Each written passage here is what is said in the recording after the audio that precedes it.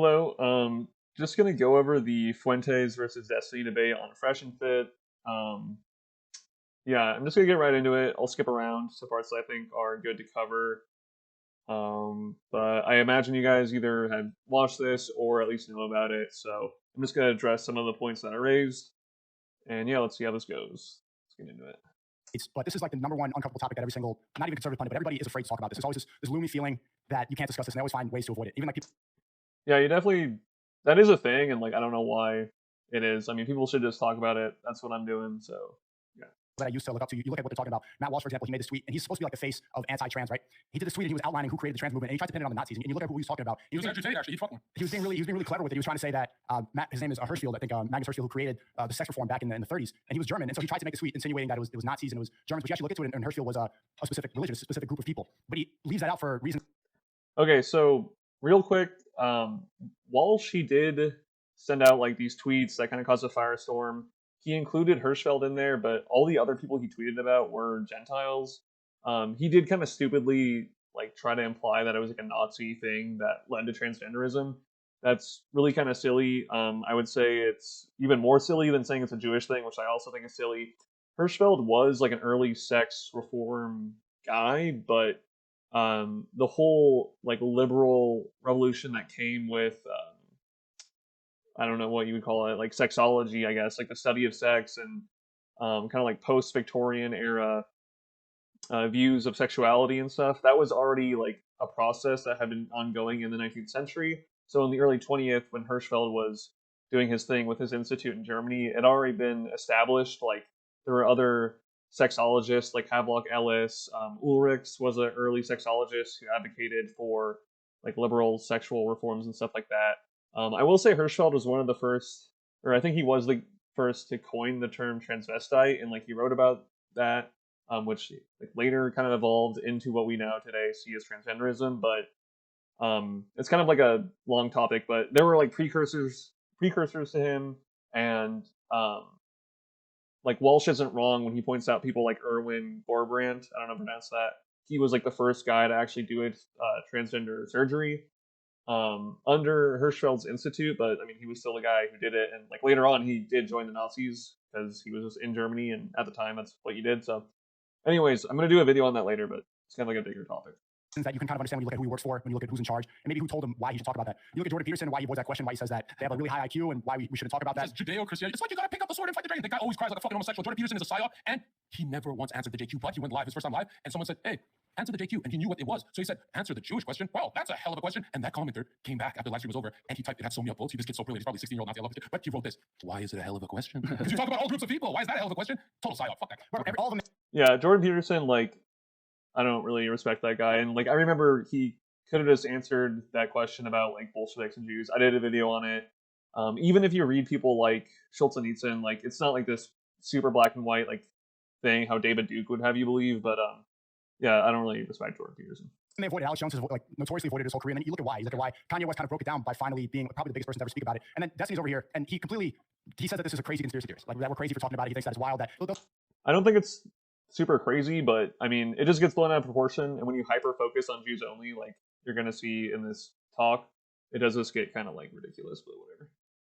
Say words like you're a Nazi, that you're anti-Semitic. I mean, they've written articles about me. There's probably the reason that I got banned. Okay, this conversation. Like everything that you stand for, it's all. If you look at the vaccine, for example, you look at who created that. Who's Peter Hotez is afraid to have a debate with Joe Rogan about the vaccine. Well, he's been the biggest one shilling out children. Oh, okay. He's not created it. And now yeah, this is like another thing too. Like, I mean, the vaccines, people do look at like the head of like Pfizer and stuff like that.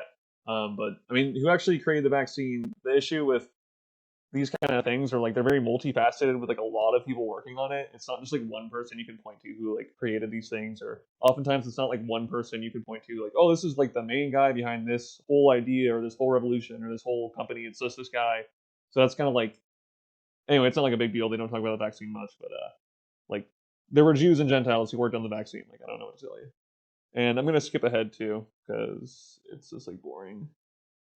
I'll give you my thesis in a second, but I just want to respond to that. It's always like these weasel words like really weird, really crazy. I'll tell you what's not crazy. Jews have been a diaspora people for 2,000 years. In the last 150 years, they have made an effort to resettle Palestine, which they consider their holy land, they consider their historic homeland. They have, by hook and by crook, in violent ways and through corruption, internationally, conspired in the sense that it's people that have made an agreement to make that happen, to resettle Jews in Palestine, and they did it in some legitimate ways, some illegitimate ways. In Europe, in the Middle East, in America, And in many cases, it was violent. It involved subterfuge. It involved corruption. The idea that like that pattern of behavior is happening is not really weird. It's not really crazy. You're right. People act in certain ways. People act. Okay, all I would say to Fuentes, as I don't know if he wants to call himself a white nationalist or not, but whatever he wants to describe himself as, like, doesn't he see the double standard here with people like talking about the land back movement and like reparations for blacks, all that shit, which he doesn't like, and people like shitting on white Europeans for being settler colonists or whatever. But then he has this like view of Israel, how it got founded, and like, I mean, there was probably there was like the Nakba and shit. I don't deny that, but I mean, it's like almost nothing compared to how the New World was founded. But I mean, I live in the U.S. and like I'm not gonna like apologize for it or anything. So anyway, I always found this like double standard inconsistency like kind of annoying. According to their nationality, tribe, ideas they have. And so my thesis is that Jews in particular have a tribal as well as a religious reason to act the way they do. They're disproportionately represented in many sectors of America. And by the way, they're not jobs. Saying that baking is a job. Give me a break. Right? Exactly. Well, baking is, but owning all the banks. Owning a bank is the job. Owning all the banks. Okay, this is another stupid one, but they don't own all the banks. And like you could look up the top 10 banks and who's like the head, like CEO of each bank. I think the only Jewish head of the top, like out of the top 10 banks right now in the US is the Goldman Sachs CEO. But all the others are ran by like Gentiles. And there's like a meme floating around that shows like it's like mainly Irish people. Like you could do this with like a lot of different groups. So it's not a job. You may get an Asian programmer, an Asian IT guy. It's a coincidence. But the question isn't whether it's a coincidence. The question is, remember, the JQ does not just state that Jews happen to be overrepresented in some industries. Now, people like Nick will try to shift that argument. Why are a lot of Jews there? But that's not the JQ. The JQ says that there is an intentional effort by those people to congregate all of their power and then to use that power to control the levers of society in very particular ways in order to effect positive outcomes for them, oftentimes at the expense of others. That's the JQ. Okay, I mean, I'll agree like kind of with that, but I would just say like if people bring up certain facts, like you should rebut those facts or address them. You shouldn't just be like, well, it doesn't like fit into the overall theory. Like you kind of have to just like address both. Like there's an overall theory aspect to the JQ, but also just like if someone brings you like a certain fact, like you should address it. So that's what I try to do at least. And like I've never cared about any kind of theory. So anyway. Let me pose the next question though for you guys. Do you not think that Zionism pushes that? Zionism, if I understand you correctly, you're saying that Israel is America's closest ally because Israel benefits America the most. Is that right? I'm saying that Israel is a close ally of the United States because there's a benefit for them being an ally in the Middle East. What is the benefit? The benefit is geopolitical. The benefit is that we've got a strong ally in that region of the world. It helps us deploy military assets. It helps us have bases in those areas. Yeah, how many bases do we have in Israel? I don't know how many bases we have. Okay, really? What do we deploy from Israel? I don't even know in terms of economy. Nothing. There's absolutely no economic, no beneficial interest whatsoever for Israel being there. No Israelis died in the Iraq War. Everything in the big controversy actually for the Muslim world is that Saudi Arabia allowed us to station there and use their airspace, which is like a total. We're Saudi Arabia too, are we not? I know. But I'm talking about Saudi Arabia. Okay, so I just want to point out that Israel, like the benefits are, it's not like we have like US bases there, although we do have a large like ammo reserve station there, which is used by the US and was actually recently used in the Ukraine war. I know people like Fuentes, like they probably think Ukraine's like a big Jewish psyop too, but I'm just saying like in terms of like US interests, like, or US, at least like what the current US government is like desiring to do, which is be somewhat involved in Ukraine, that is helping facilitate that action. And then also like a lot of the benefits and like the kind of relationship we have with Israel is, I mean, any like the direct benefits to the US would more like just be technological and military kind of cooperation between the two countries, because Israel has like a pretty big tech center or tech like tech industry, military industry. So like there's a lot of dual cooperation between the two countries.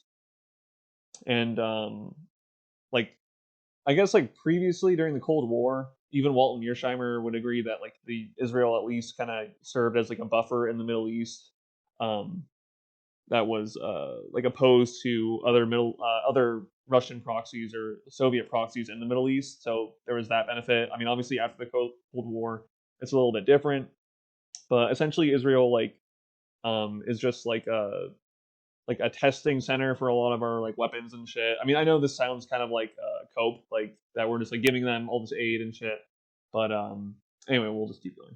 Why we trust Saudi Arabia if the Saudi Arabia is subject? Why we trust Saudi Arabia then too? Hang on, let me talk about Saudi Arabia in a second. I want to talk about Israel. So you said that we're allied with Israel because they provide us a benefit. I said, what's the benefit? You said, well, it's geostrategic. I said, what does that mean? You said, well, we deploy stuff and blah, blah, blah. And I just said, well, no, actually, they don't do any of that. So I want to stick to the same question. What does Israel do for us specifically? I wouldn't be able to Iraq specifically either. No, I don't know. Okay, well, the answer is nothing. And the answer is nothing. We give them $3.8 billion. per year in aid. That's in addition to all kinds of other special provisions. Every other country, because you're right to some extent about the foreign aid. We give a lot of these countries foreign aid, but there's a reciprocal advantage for foreign aid. Like, for example, we give Egypt a lot of foreign aid. You want to know why we give Egypt a lot of foreign aid? They became the second largest recipient of foreign aid after the Camp David Accords in '78. They were the first nation to sign a peace treaty with Israel. It was only after that that they became the number 2 recipient of foreign aid. But one of the benefits that we get from the foreign aid, besides that we brokered a peace deal with Egypt, it was very controversial, very unpopular, is that Egypt buys our military equipment with the money we give them. Israel's the only country in the world that they don't have to spend all the foreign aid money they get on the American defense industry. They can spend it on their own defense industry. Only country that gets that sweetheart. Okay. I know Israel has to spend most of its like the grant money in the U.S. I do believe some of it, like a minority of it, can be spent within Israel, like from like Israeli companies. I do think that's kind of like weird, but I mean, still the majority of the grants go back to the U.S. And also we do give economic aid to Egypt that isn't like military, so it's not like they spend all their aid. But anyway, that is tied up with the David Accords or whatever. But I will say that the U.S. aid as of now to Israel, like again, like most of it goes back to the U.S. and there's kind of like a controversial like thing with this aid, but people like Steven Zunes, I don't know how to pronounce it, would argue that like a lot of the aid to Israel is basically just like a way for the U.S. to sell more arms generally to the Middle East, because as Israel gets our like advanced weaponry, other countries in the region also want advanced weaponry, which then has like Israel wanting more weaponry. So it's kind of like this cycle of just like facilitating more arms sales for the U.S. And like, I mean, people could say that's not really like the U.S. interest; it's more like the military-industrial complex. But I mean, I would say those two kind of go hand in hand. Like the U.S. likes to sell weapons, like I don't know, and so does Israel too, to be frank. But like we sell weapons to Saudi Arabia, and Israel doesn't even like that, and then we just like sell weapons to Israel because they need more. So it's like this whole cycle. And then also, I mean, we do give them like the most military aid in that sense. Um, but like, I mean, I think a bigger or like a different like another example is that like we have like military bases in Germany and Japan and South Korea, for instance, and I mean those facilitate U.S. interests in a sense, but like I'm sure even Fuentes would say like, oh, those like bases are kind of silly if he's like this America first isolationist person, especially now with like the whole NATO and Russia conflict. And also South Korea, like we have bases there and more or less to like protect South Korea from North Korea, and like the goal there is to contain North Korea. And one could argue like, oh, that's like not our interest, but like it definitely is our interest to contain like nuclear powers and to prevent nuclear proliferation just from like a strategic standpoint. And we spend like way more money, like billions more, on those camps or bases or whatever. So yeah, I just wanted to throw that in there. Hard deal. In addition, we have a special part of the aid that we give Israel that we give it all in a lump sum at the beginning of the year, as opposed to giving it over the course of the year. We give it to them as a lump sum, and what they do with the money is they actually buy our American Treasury notes so they can make interest. Isn't that beautiful? So we give them the money, and they demand this only one in a lump sum, and they take the 3.8 billion, and they spend a little on their own defense industry. They spend a little on ours, and then they buy our Treasury notes. They make a little. I know it's a lump sum. I don't know much about these like Treasury notes or whatever, so I'm actually like pretty ignorant about that. So I'm not gonna like try to address it. I tried looking it up. I couldn't find anything on it, but I don't know. I'm sure there's like some weird shit going on. I'm gonna skip ahead of it though. Track what's going on with Iran. Do you think ever strategic advantage? No, because Iran is not our adversary. Why is Iran our adversary? Because we had a strategic interest in Iraq. Okay, just to answer this before, like Iran is an adversary because like we are interested in the Middle East region for like oil, obviously. Now, pre 9/11, pre war on terror, that was kind of like the main reason we were interested in that region. And like this goes all the way back to our like initial relationship with Saudi Arabia. That was like, I mean, we've had a longer relationship with Saudi Arabia as a country than we have with Israel, and that's not just because Israel was started in like 48. It was like because we didn't start our relationship with Israel until like the 67 war, really. But anyway, Iran, like we used to be an ally with Iran before the revolution, and then obviously when the revolution came, Iran became an enemy with like the hostage crisis, and not only that, they like are basically like they want hegemony in the Middle East, but that like doesn't really jive with our relationship with the Saudis, and we kind of need their oil, and like just the whole region in general like is an oil-rich region, so we kind of need to be there. Also, like frankly, we don't want Iran to get nukes. Like the U.S. does not want to see nuclear proliferation. Like there's just no benefit to that. So yeah, that's like why Obama did that deal with Iran, which a lot of people supported and thought it was dumb for Trump to like trash it because I mean, it's just not in the U.S. interest for more nuclear powers to arise. Like, this is why we like can't deal with China and Russia the same way we deal with other countries. So, and again, this isn't like putting a moral judgment on anything. It's just like that's the real politic of it. Like, we can't. The U.S. does not want to see other nuclear powers. So, gonna skip ahead. Surveil Iran, or to kill the Iranian Revolutionary Guard. Because the only reason the IRGC can kill our troops in Iraq is because we're in Iraq for Israel. So that's actually just a roundabout way of saying, well, they benefit us so that we can benefit them. They benefit us so we can kill their enemies when we're fighting their enemies in Iraq for them. It does us no good. We would have no beef with Iran besides the hostage situation from 40 years ago. But other than that, we have no beef with Iran, Iraq, or Syria if it wasn't for our support for Israel. Okay, yeah, that's not true either. I mean, the whole like Yemen thing going on right now, like that's a proxy war between Saudi and Iran, and like we're supporting Saudi in that. And like we would have beef with Iran. Like, I mean, they used to be our ally, and then they switched, like because of the Islamic Revolution. So, I mean, yeah, like we'd have beef, and we've had more beef with them probably over Saudi Arabia, or at least on par. Like, I just think Saudi's like a big factor in the Middle East as well that people don't. I don't know. They don't really address like any other examples, which is a problem when you're talking about the JQ and you don't bring up like examples of other.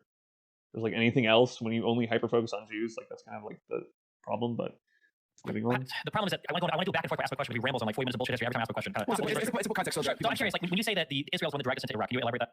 I can, yeah, very clearly. In 1996, they published a memo called the Clean Break Memo. Maybe you've heard of it. It's Douglas Pearl, David Fief, David Wormser. These guys all went into the Bush administration and created the Office of Special Plans in the Defense Office in the Department of Defense, which concocted this excuse for war in Iraq, this fabricated evidence about WMDs, this connection with the poisoning, and so on. And okay, so yeah, the Clean Break Memo is a thing, and like the Jewish neocons, they clearly wanted Saddam out.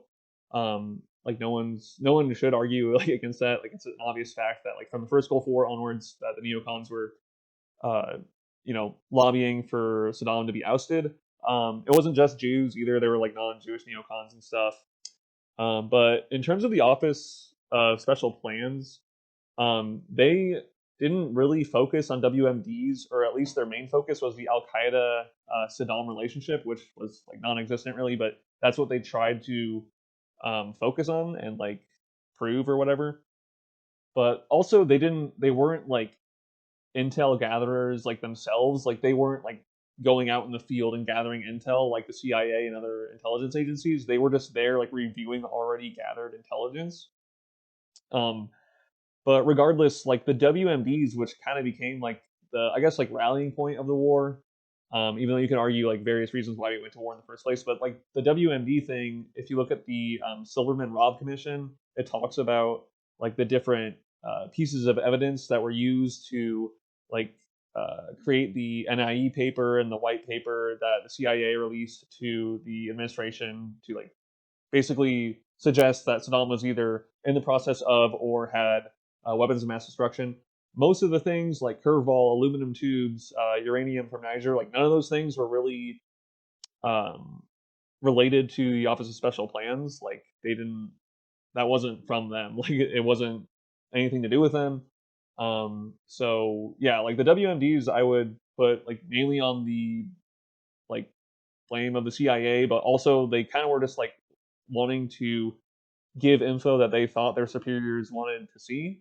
Their superiors being people like Bush, Cheney, Rumsfeld, but also like you can even read George Tenet's book Center of the Storm, and he talks about how like he really did believe that Saddam was like a threat in terms of WMDs and stuff, and he said it was like a slam dunk and all that jazz. So moving on. What they said, exactly the anthrax. In the Clean Break Memo in 1996, all these, by the way, these guys are all Jewish Zionists, they all said it's about securing the realm of Israel, securing the northern border. We have to take out Saddam, we have to take out Syria, we have to take out Iran.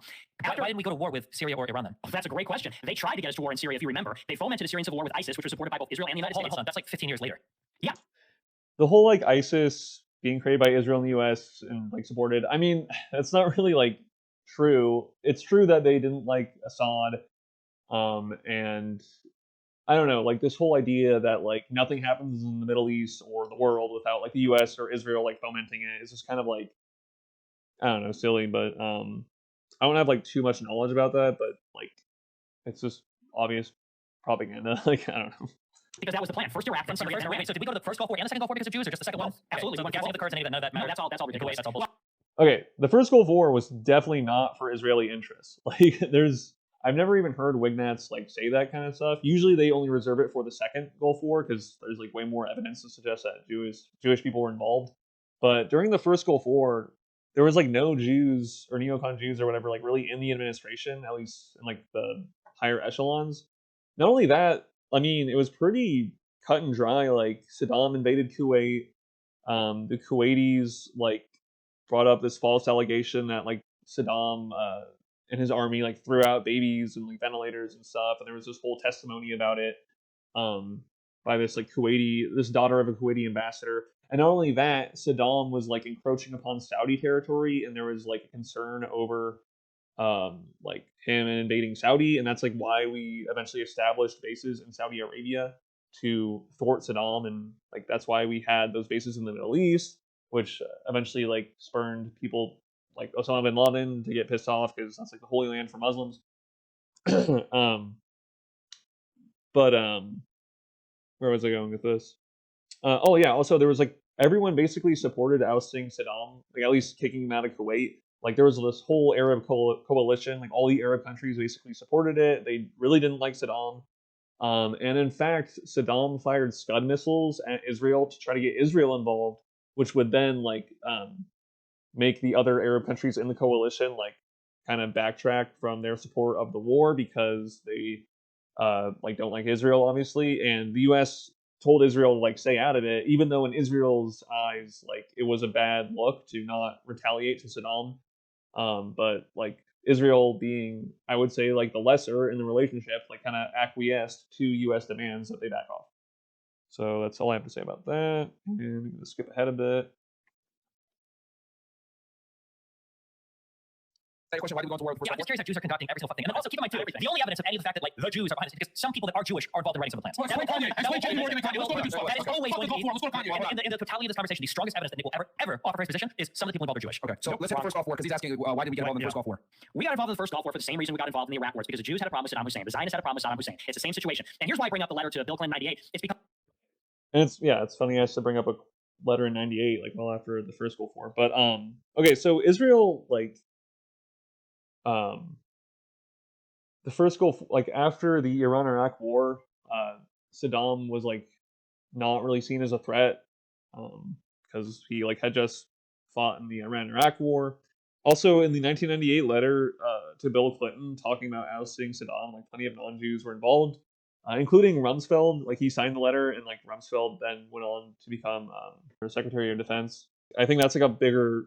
I think that matters more than like the Jewish neocons. I mean, Rumsfeld and Cheney were both like in the highest positions, so beyond like except for Bush. So because once again, we can take the explanation that we were given by the news media that Israel close to Stalin because they helped us. Went to war in Iraq. I'm sorry, what do you say? I'm trying to figure out how the Jews made us go. I'm trying to figure out how the Jews make Saddam Hussein. figure it out. I'm asking you, how did the Jews make Saddam Hussein invade Kuwait and use You're not following. I'm not following. No. We're talking about Benghazi. We're talking about China. We're talking about other examples of American foreign policy. It's always dialogue tree. It's always derailing. It's always derailing. It's always derailing. Ask your question and then you'll answer it. How did the Jews make us invade in the first Gulf War? But see, that's a totally incorrect.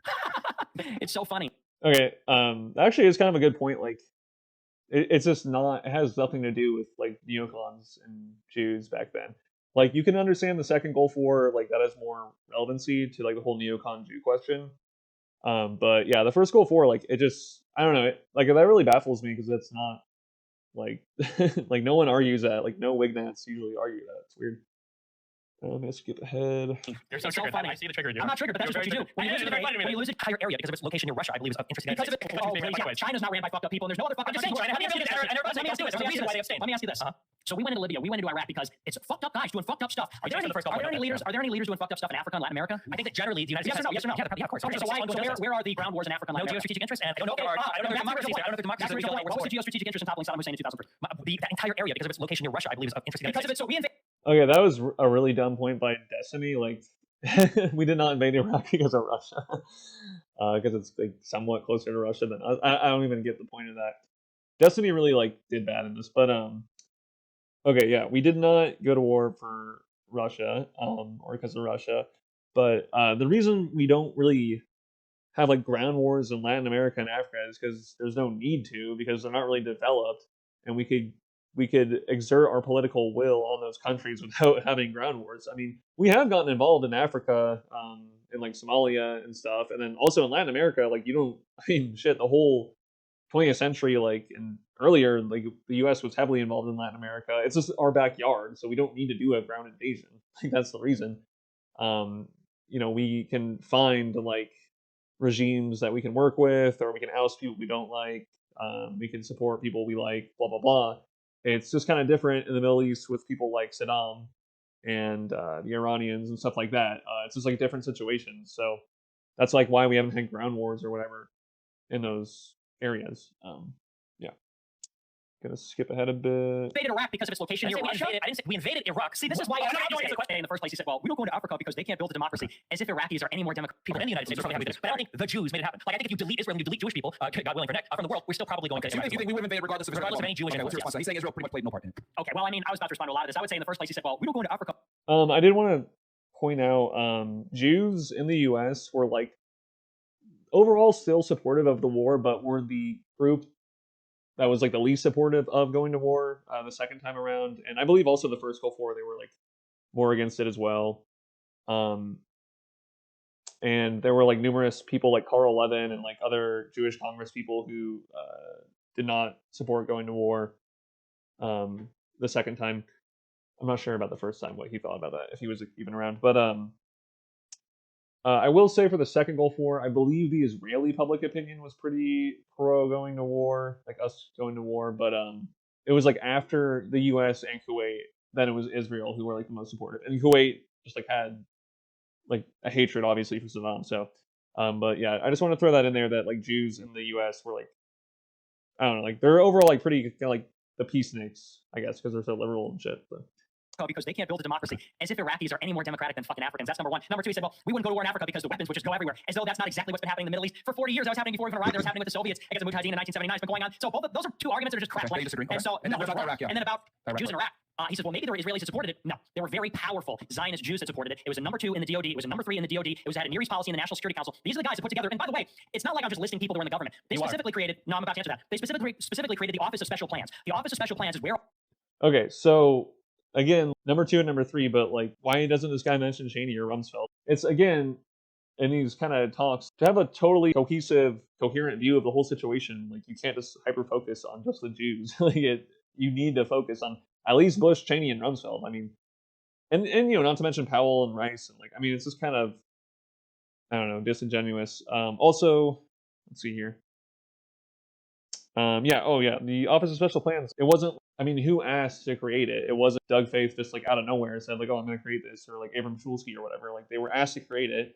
Kind of like the White House Iraq Group, which Bush asked Karl Rove to create, which was like another office in the White House, I guess, that like lobbied like the Iraq War, like even before the Office of Special Plans was created. So, and Karl Rove isn't a Jew, and people involved in that weren't like really Jewish. So I don't know why Destiny didn't just point to like the obvious like counter examples. They're not really counter examples, but just like other people involved. So it just doesn't give you like a full picture, I guess.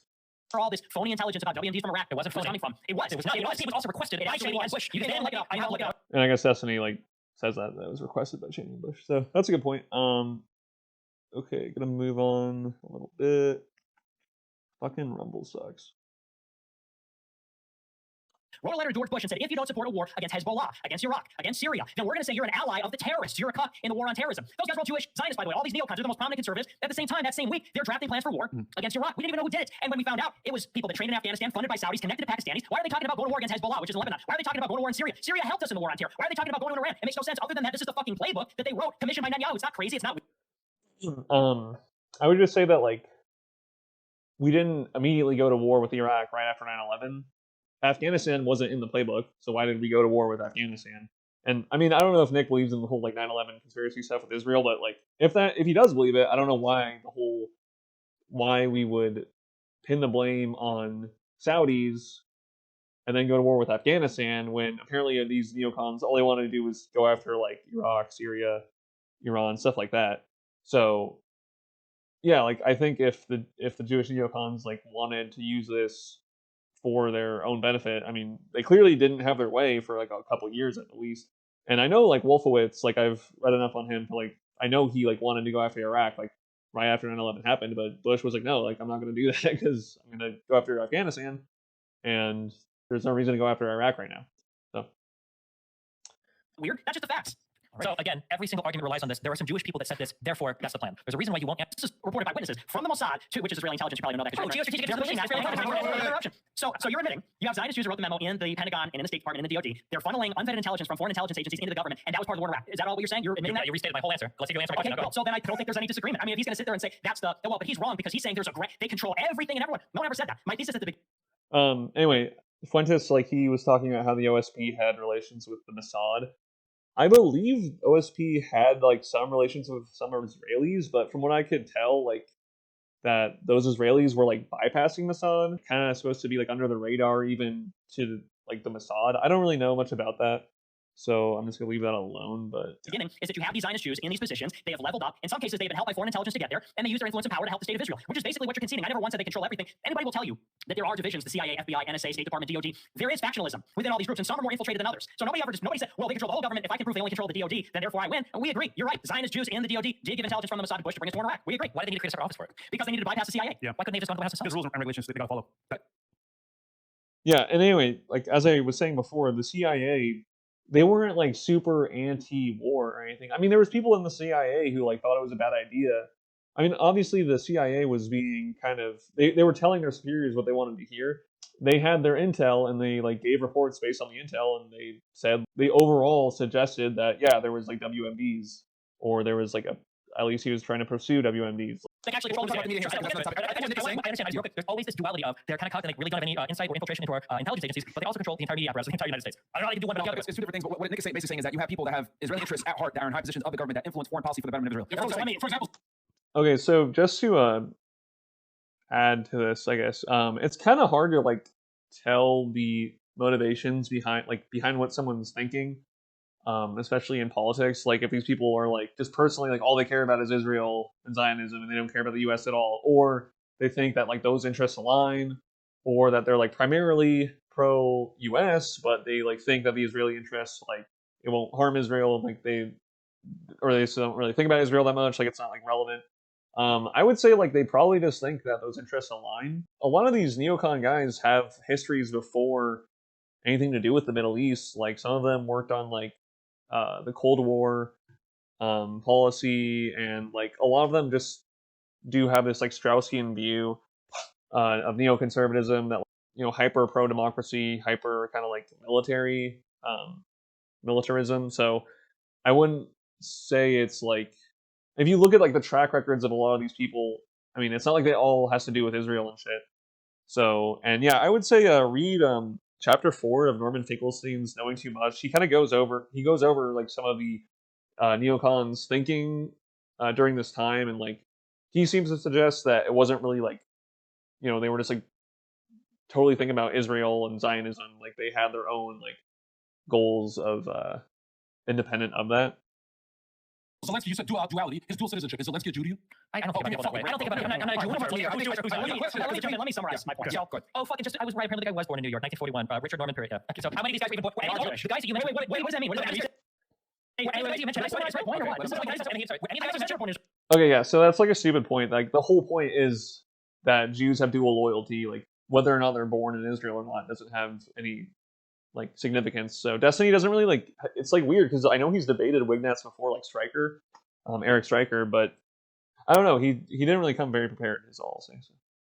Gonna move on a bit. I said they're Jewish Zionists. Yeah, he did say Why are you saying, oh my gosh, I said they're Jewish Zionists? Okay, go ahead. I said they're Jewish Zionists, Destiny. I didn't say they were born They're in American citizens too. They're Jewish. You stop laughing. Good. So let me summarize my point. My point is this, okay? It's not just four guys. I said, and this is the whole debate. I said you have guys at the highest level of government. I'm talking about these specific guys because it's so egregious. They get commissioned by foreign government to write up a strategy for that foreign government, and then they go and implement it in the United States government 10 years later. And people can say, well, they were support for the war, but the American people supported it. I brought evidence and said, well, in 1998, all the same Jewish neocons, including all the four authors of the memo, including all the people that signed that letter on September 15, 2001, they signed a letter to Clinton in 98, before 9/11, before the WMD stuff, supporting a toppling of Saddam Hussein. In other words, they wanted it before there was 9/11. They wanted it before. Okay, so this kind of ignores like all of the 90s, which I not only did the U.S. have like a successful intervention in Yugoslavia, or like the former Yugoslavia, just like Saddam, he wasn't like abiding by UN resolutions, and there was like the whole oil for food program like failure that he kind of like bypassed and was like not feeding his like citizens, and like there was like a bunch of issues coming from Saddam. There was Operation Desert Fox. So the idea that like yeah, like they wanted to oust Saddam in '98, like there was reasons for that that were like pretty specific. It wasn't. I mean, Saddam during the '90s, I don't think he did anything towards Israel. Like after the first Gulf War, I don't think he did anything. He was just being like belligerent, like to his own people, and like just generally. So, yeah, he was being like a bad guy, I guess you'd say. So.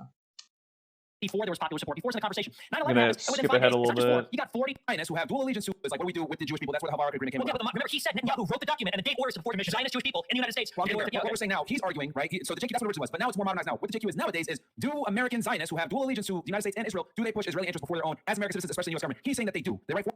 Yeah, I would just say that there doesn't necessarily have to be like this either or. They would.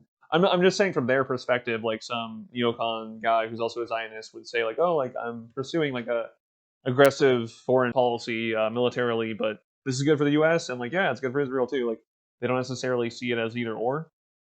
Yeah. Foreign policy that influences American policy that benefits Israel, which puts the United States in compromising situations. He cited wars, etc., that weren't necessarily always in our best interest. And he's saying that they don't control everything, but they definitely have a very strong say in American foreign policy. That's what he's And arguing. if there were wars that the United States was running into to its own detriment that it didn't have popular support for, that might be something I would agree with, right? However, Nick himself stated, why didn't we go to Syria? Because there was popular support. Wait. Some important. Okay, this is part of the He said, why? I asked, why didn't we go to Syria? Because he said that the Jewish people wanted us to get rid of Iran and they wanted us to get rid of Syria, but we didn't do that. Why? Because there wasn't popular support for it. But earlier, when I asked about populism in the United States, he said the Jews control the media. What changed?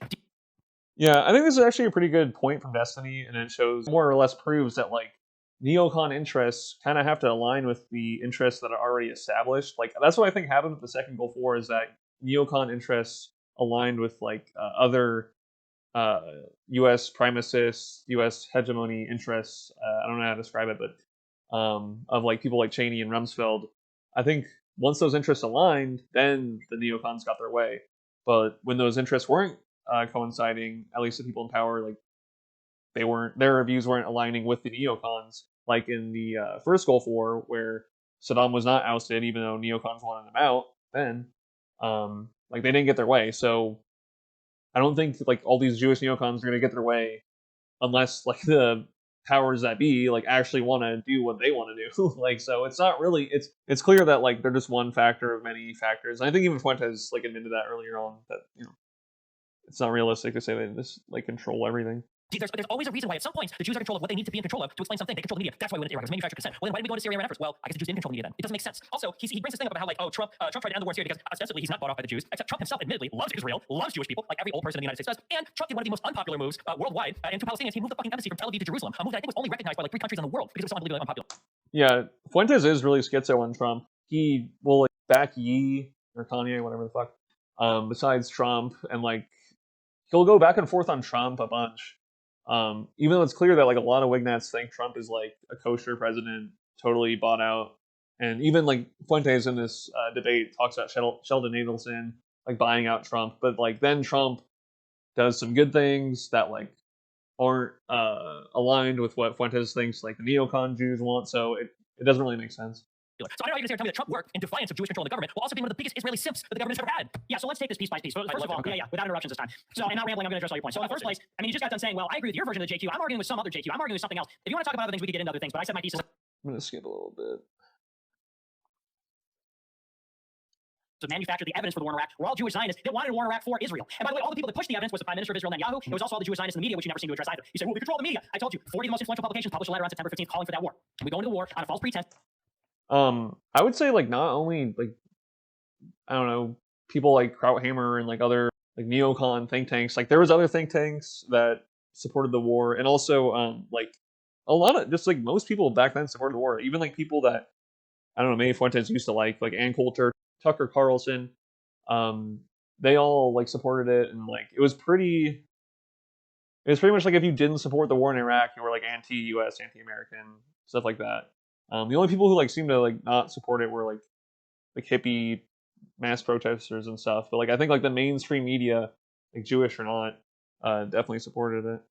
riding popular support that was based on 9/11 and the false pretense. The war's a disaster. There's high casualties. It goes on for a decade. It's wildly unpopular. And you say, oh, so, they control the media and the war machine sometimes, but not all the time? Yeah, they had more play after 9/11. They had more play when they manufactured the first line to Iraq. They didn't have as much play to get us into Syria. It doesn't mean they didn't use the same playbook. They did use the same playbook. They used a fake chemical weapons attack in 2013. They conducted shadow warfare against Syria in the same way. Funded the so-called moderate Syrian opposition. They brought back ISIS, all these kinds of things. Just because Obama came in, and Obama was anti-war just like Trump in a certain respect. Just because Obama bought and turned it over to Congress and Congress said no, doesn't mean the Jews don't control everything or they don't have influence or something. They exhausted the mandate they had from 9/11, and they also destroyed their credibility with the WMD lie. The same is I do think it's funny that like two big proponents of the idea that Assad didn't like gas his own people or whatever are Aaron Mate and Max Blumenthal. Yeah, those two kikes. So it's just kind of funny that like some of the biggest like supporters of Assad in the U.S. are like two Jewish dudes who, I mean, they're not neocon Jews, but they're Jews, and it's just kind of funny.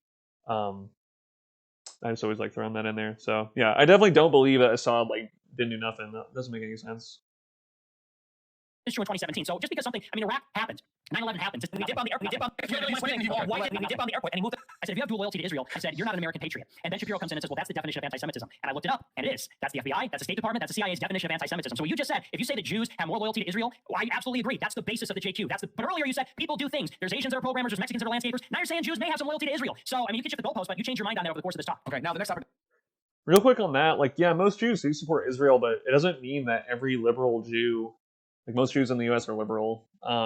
It doesn't mean that they like support every hardline Israeli position. Like most of them they're not hardline on Israel. Like, yeah, they think it should exist and shit, but I wouldn't say they're like super crazy about it. I mean, numerically, there's far more like evangelical Christians who support Israel than there are Jews in the country.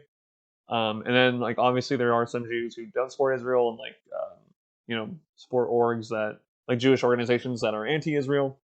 But yeah, like I think there's like still a consistency though that like a Jew who is liberal on Israel will be liberal in the United States, but not like a super like anti-US person. I think it'd be pretty rare to find a Jew who's like pro-Israel and like super anti-US.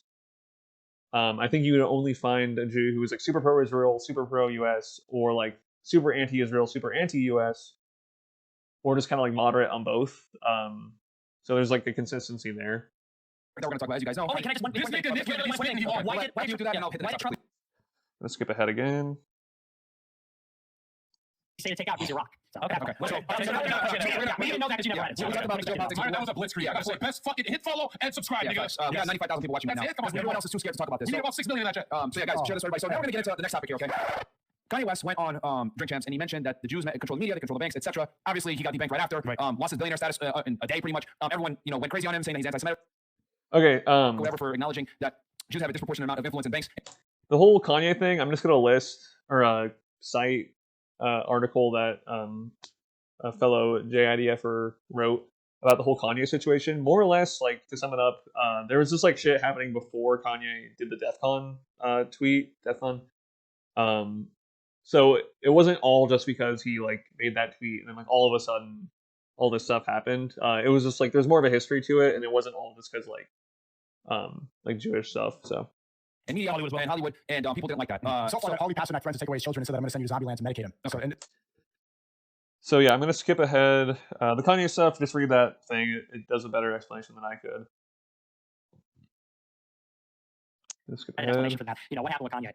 The rational explanation is if you attack Jews, if you attack LGBT people, if you attack minorities, you're probably shit on the United States. Really? That's not true. He's going to attack Muslims and then he has to. I fight them on the street. 3-on-1, bitch. If you attack Christianity, you fucking go fucker. If you attack Muslims, then you'll have physical altercations. Isn't he literally permanently banned from Twitch? Not for that. And you're saying if I attack Mexicans, JP Morgan is gonna fucking float down from the fucking gates of synagogue of Satan? Are you fucking If you attack anybody, I'm not gonna give a fuck because your chance are. Hold on. Explain to me.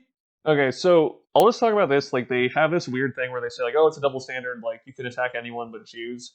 I really don't agree with that at all. I mean, yeah, if you attack Jews like how the JQers do it, like you'll probably get in trouble.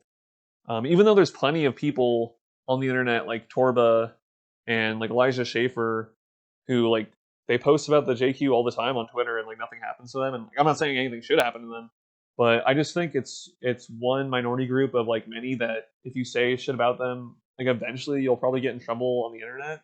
Like that's obviously happened with trans people, with like J.K. Rowling, with obviously like if you say the N-word and stuff, you get in trouble. Like Jared Taylor is a big example of like the first guy who really got deplatformed, I think, off of the internet, or at least like Twitter and YouTube, was Jared Taylor. And he's like famously neutral on Jews, but it's just like a race realist kind of guy. yeah, it's like overall seen to be like pretty taboo, just to be like generally racist and like Muslim. Like, yeah, if you make fun of Muslims, like there's been plenty of people canceled over like Islam stuff. I don't know if these guys know much about like the whole like debate sphere or like the religious debate sphere on YouTube and stuff, but yeah, like or the whole anti-Islam thing that was like really popular, starting with Christopher Hitchens. Like there was a lot of people who got like in trouble over that kind of stuff. This special little bitch ass is watching, huh? You little turbo bitch, fucking bitch, fuck you, fuck me, it matters. You're afraid of competition. This kid will whoop your ass, you fucking boy, fuck. But check this out, Ben. How come Ben can shit on my black African nigga community and talk about crime statistics for decades, but when Kanye brings up one Jewish question, Okay, also that's yeah, again, like people get in trouble for talking about blacks all the time. That's like a super touchy subject. Like, I mean, look at Donald Sterling. Like, that's all I'll say about that. So.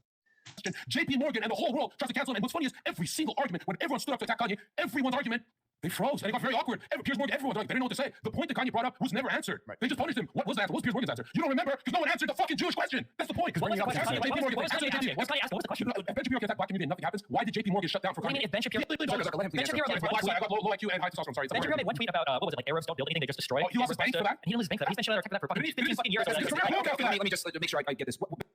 Yeah, Ben Shapiro said that shit about Arabs, and like he did, like I mean he's gotten a lot of flack for it. Obviously he didn't get like debanked or whatever, but I mean I know like people in the past have talked about Jews and like nothing happened. They're gonna bring up Mel Gibson, but like actually nothing. I don't think anything like specifically happened over Jewish stuff. I think there was like one Jewish guy who said like, oh, we should boycott him in Hollywood, and that didn't happen. Ice Cube like said shit about Jews back in the day. Nothing like happened. I mean, yeah, people get mad, but like the whole debanking thing, like Kanye is probably the only person I can think of that happened to, like in recent times. I mean, I guess Fuentes too, but like I would just say it was for other reasons. I think even Fuentes, like when he first got banned, I don't know if it was for Jews or not. I haven't looked into that, but basically what Nick is trying to say is that when other classes of people are criticized, they don't experience the same level of debanking, cancellation, and I guess vitriol that you do if you criticize a certain country and a certain group of people. If you criticize blacks, if you criticize Hispanics, if you criticize Christians, white people, whatever. Yeah, honestly, is there an example of somebody with a 10-figure net worth that has come out and shit on any minority group of people? Mel Gibson. Donald Trump. Mel Gibson? Yeah, Whose entire career got fucking destroyed? Exactly, but which community destroyed him? yeah, again, yeah, Mel Gibson, like I mean, he's still doing stuff, like, and also he said shit about like black people and like he like beat his wife and stuff. Like, I think it's more than just like him doing Passion of the Christ. I'm asking you. Listen, okay, I'm asking you. You want Mel Gibson too? This is like science, bro. I'm sorry. Wasn't Mel Gibson canceled? He literally said the N-word in that phone call? No. Hold on. But my understanding is he made that phone call where he told his that it was his mistress or ex-wife. That's the viewpoint. Again, I'm just here moderating. I'm just simplifying it. All Nick is saying, right, and Kanye West said this as well, is that if you criticize other people, you're not going to deal with the same consequences. But if you criticize anyone that's a Zionist, Israel, Jew, anything like that, and say anything about, they're disproportionately represented in certain places, despite only representing 2% of the population, they're going to cancel. But my question is, I mean, because I want to state it. Because you can remember this. Are there any other billionaires that are shitting on minorities so that I can compare? Like, for instance, Jeff Bezos was like, Mexicans run this shit, I don't like them, blah, blah, blah, and nothing happened to him. Yeah, my state is typically worth that much. Usually, Trump said we're going to ban all Muslims from America. He didn't lose Twitter, he didn't lose banking, he got the Republican nomination. Yeah. So there's one. And he was forced to regulate relations with Saudi. Like, they still made him do something for their Jewish friends, Saudi. Well, and let me say some more on this. So, in the conservative movement, it's well known, you can literally say fucking anything about Muslims. You can go in there. Glenn Beck is worth, he's not worth $1 billion, he's worth $250 million. He can go out there and write a book that says it is about Islam. And in the book, he argues that Islam is an evil religion and they all got to go from America. He's worth $250 million. Robert Spencer, not Richard, but Robert Spencer, he's a Jewish anti-Muslim guy. He could go out. Robert Spencer is not Jewish. He's like a Middle Eastern Christian guy. Yeah, I mean, Trump did get a lot of flack for the Muslim thing. And, like, again, like, this idea that you can criticize Muslims and nothing happens. I mean, obviously they would agree that, like, yeah, like, you might get fucked up. But also, like, yeah, even, I mean, you can't really, like, people do get in trouble for, like, or at least they did in the past. People got, like, canceled or whatever for, like, anti-Muslim shit. And I'll say, like, for Jews in Israel, like, Jews, I would say, are seen more or less as white. Especially in the U.S., where most Jews are Ashkenazi. Like, they're seen as white, like, or at least white adjacent. So it's, like, they're basically just seen as white people, and, like, that's not, like, a really big deal, like, to, make fun of them. Or, I mean, yeah, if you criticize a Jew for being Jewish, it's, like, seen as, like, a mean thing to do. But, and, like, Israel's critiqued all the time, so I wouldn't really say you get in trouble for critiquing Israel. Like, that's extremely popular, like, online, and, like, I mean, people, like, talk about college campuses, like, restricting free speech and stuff, or, like, you gotta be careful on college campuses. Like, well, on college campuses, it's, like, really easy and popular to criticize Israel. And, yeah, like, Jews aren't really seen as part of the whole, like, POC, like, crowd, so, yeah, I just don't really buy, like, a lot of this. Go out there and say similar things. Milo at one point, who's a Jew, could go out and say, I'm going to go I don't think Milo's Jewish. I think that's been established. and burn the Quran in Sweden. during Pride Month or whatever the fuck it was 10 years ago. And he's got bank accounts, he's still got Jewish support. And same thing with Ben Shapiro. Shapiro literally called for genocide. I'm not sure if you're even aware of that, but he wrote a column and said, transfer is not a dirty word. We need to ethnically cleanse Israel and get the Palestinians out. Total fake, by the way. Ben Shapiro, total fake. Fake in the chat for Ben. And that was in addition, to saying that terrorists bomb shit and live in open sewage. He never faced any repercussions or penalties. It's, of course, all, even Leafy. Leafy can go on Twitter and say LGBTQ people are evil and all this stuff. He didn't shout out Leafy. He's been doing a great job. He hasn't lost his Twitter. Elon personally told Ye he cannot come back to Twitter.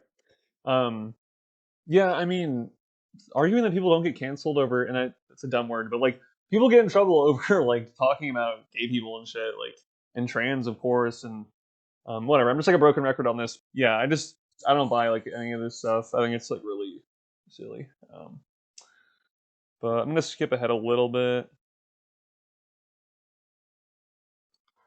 Oh, you've never actually wondered why every World War II movie is from that point of view, that lens? Literally every Hollywood movie, me and Nick growing up, we're like, Inglourious Basterds, oh no, oh, this is the only tragedy in history, nigga, I'm from a war, I'm a refugee, bro. And you showed it in this debate. You insinuated a couple times that I'm a Nazi, and you said that Nick is a Nazi. That's the most insensitive thing. Who trained you to spellcast to disparage someone with the word Nazi? Who trained that? Okay, it's not about being trained. It's that the U.S. fought against the Nazis, and specifically the Germans, twice. So, and the Nazis were like the last big kind of, that was the last great war.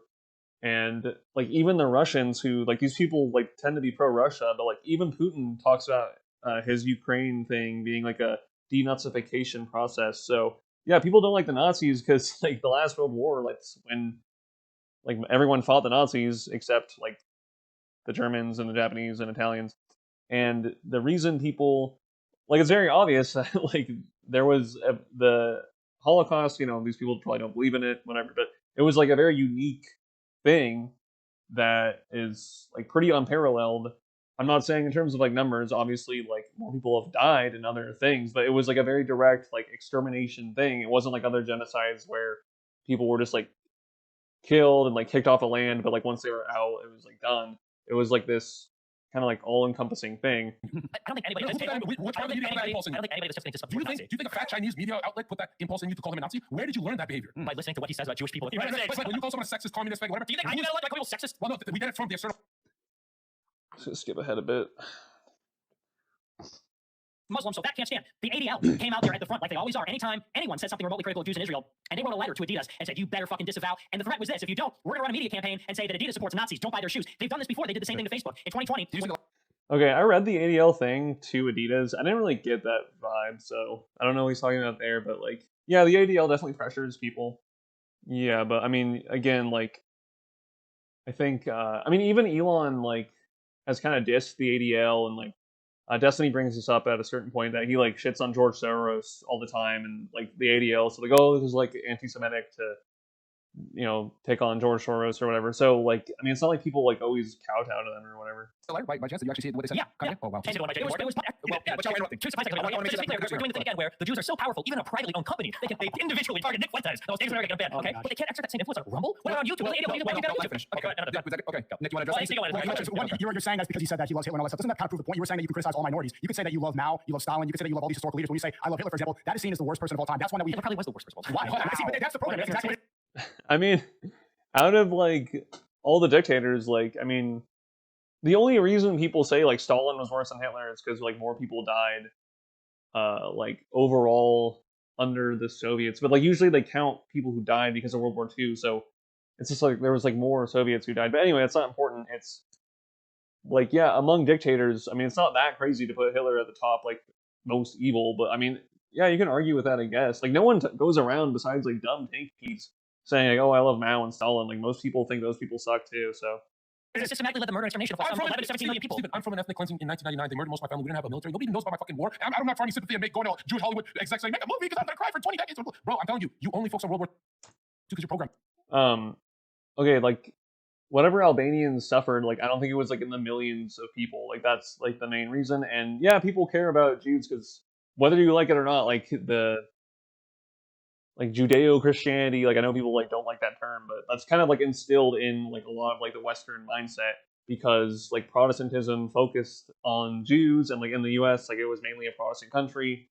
Like the Bible talks about the Jews, like they're just like they're gonna be around because the Bible talks about them, and it's just kind of like this like weird thing. But also like, yeah, like I don't think 6 million Albanians like got killed. Like so that's why. And lately, like, there's been a bunch of, like, he talks about movies and stuff. Like, I mean, there's been a bunch of slavery movies recently. I don't think it's like black people crying about slavery necessarily. It's just like it was like a traumatic thing, and people make movies about it. So Dude, you'll never talk about Stalin like that. Why? Who do you think you're talking? And then it also proves the point. If you're saying Hitler's the worst person of all time, you're looking at all the other leaders that have caused genocide on other minorities. You don't see them as evil people, but Hitler's the most evil genocide of Jewish people. You can't say you don't see them as evil people. What is it? Insane. Of course they do. You don't have to Why is Hitler the worst? because they led an unprecedented systematic elimination On who? of Jewish people, So on did Soviet people, on Romani people, on Polish people, on gay people, and If people criticize him because of all the others, what group did Hitler genocide that people are really afraid about? Why do they say that Hitler's the worst of all the time? two biggest ones are Jewish people and Soviet people. That's why Russia to this day defines Does itself. anybody care about the Hitler genocide on Soviets? Nobody Yeah, talks dude, about that's that. all. yeah, the USSR, like, they cared. They didn't even like focus on the Jewish victims. They thought that they basically said the Jewish victims of Hitler were like Soviet citizens. Like, they didn't. The USSR, like, after the war, like, they didn't even like highlight the Jewish Holocaust or anything. Like, they just said like, oh, generally, like, Hitler was bad because he killed a lot of Soviets. Yeah, like, the Russians care a lot about that. Like, and again, Destiny brought this up. He made a couple of good points, whatever, but that, like, in the Western theater of war, that's like what we focus on more. So, like, we're gonna, we don't, like, a lot of Americans don't think about like the Soviet losses as much as like American British losses. And then, I mean, yeah, I'll admit there's a lot of Jews in Hollywood and they made movies about the Holocaust. Yeah, I guess there's not really much to say there, but Russia's more policy. Why do you think we're in Ukraine? You're lying right now. Because you and I covered Hassan Piker saying Hitler wasn't bad for invading Poland. He was bad for killing Jews, and you covered that and you changed your position. Read the live chat. Is that your note? I'm gonna skip ahead a bit. It's a brand risk. Really? And I go back to once again, you engage with like this part of it and blow it up. It's all sophistry. So let me ask you this, Destiny, with the face in the phone. If Leafy is tweeting every single day for the last 5 or 6 weeks, gay people suck. Gay people fucking pull up. Okay, again, like, there's been plenty of people who like JK post all the time on Twitter. So, and like, people can't like JK rolling over trans stuff. Like, it's just stupid. This timeline while you're on your phone and look at all the stuff he's tweeting about LGBTQ people. Why don't you look at that? That's not a brand risk, but I am. I went on my stream and said, which you didn't even listen to, I know. I tweeted nothing that was offensive, and on the voice chat, I said we have to be radical. Alex Jones calls me Little Hitler. We have to lean into that kind of stuff. So now their policy is hate speech says you can't. This is stuff that I said. What's more, you didn't trust the Kanye West result personally. You can't come back by Elon. And what did Elon do? Or rather, what did Kanye do? Kanye tweeted the swastika. That's it. He didn't call for the death of anybody. He didn't say anything hateful. He tweeted the swastika. It's a seal of Solomon. Don't say David. Right. Okay. True. Red fan. Yes. There you go. So he tweeted that, and Elon literally told him when all the reinstatement was happening, no, you can't come back. So there's obviously a common denominator here. All the stuff that you throw out there. Okay, I would just say, like, to kind of cap that part of it, the like reason why Jewish stuff might be a bit more like tense, maybe recently or whatever, is because like Wignats, like Fuentes, keep bringing it up all the time, and then there was like synagogue shootings that happened basically after 2015, 2016, when the whole like alt-right phenomenon happened. That's like when this proliferation on the internet and like eventually it poured out into real life. That's like why people got so upset. I mean, you used to have organizations like the ACLU defending like the free speech rights of like neo-Nazis and shit.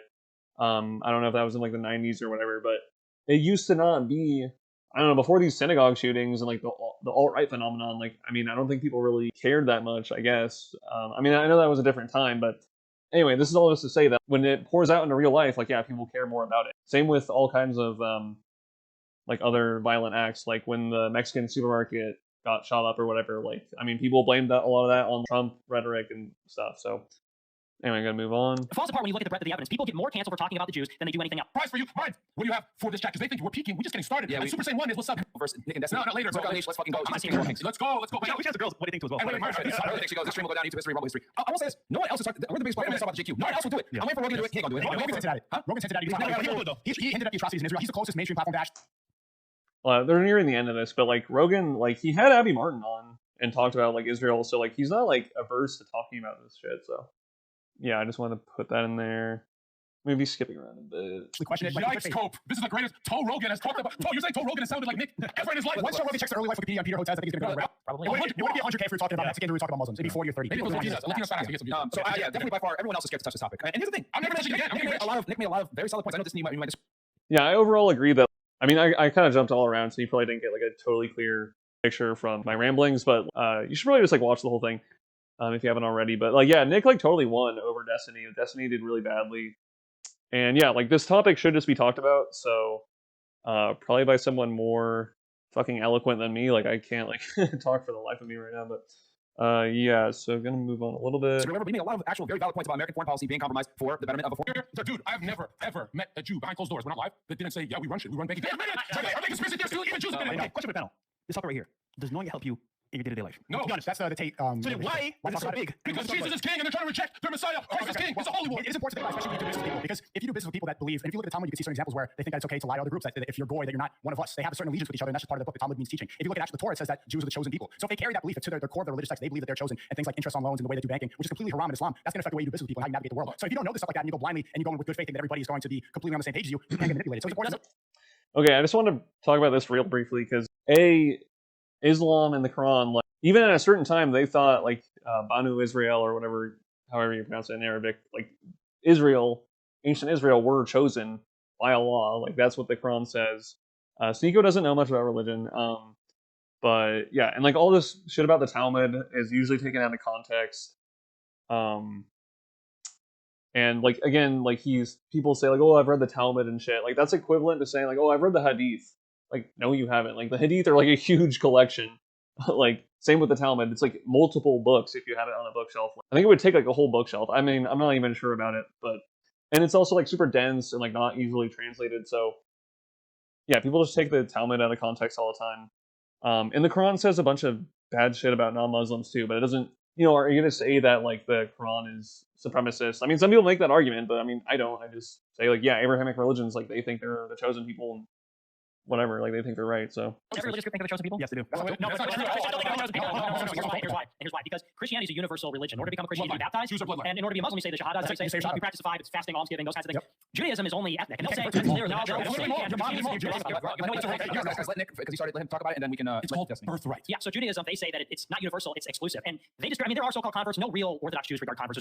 Okay, it's not encouraged to convert. You can convert, and like whatever. There's different opinions on that. I'm not like a religious scholar, and again, Jews wouldn't even consider me like a Jew because my mom's not Jewish. But even if you're not Jewish, like in that sense, you could just follow the Noahide laws, and like there's this whole. You know, Adam Green, like, oh, the Noahide laws are like evil and like they want to take over the world, but like it's literally just like basically it's just like the 10 Commandments. It's very basic shit that like most moral, like religious people would agree on. So there's nothing wrong with that. And I mean, this dude doesn't even read the Bible, but like you can read the Bible and like see non-Jews like Job or Cyrus or others being praised in the Bible itself. And like, it's not any more exclusive than Christianity or Islam. I mean, in Christianity and Islam, if you're not a Christian or Muslim, you go to hell.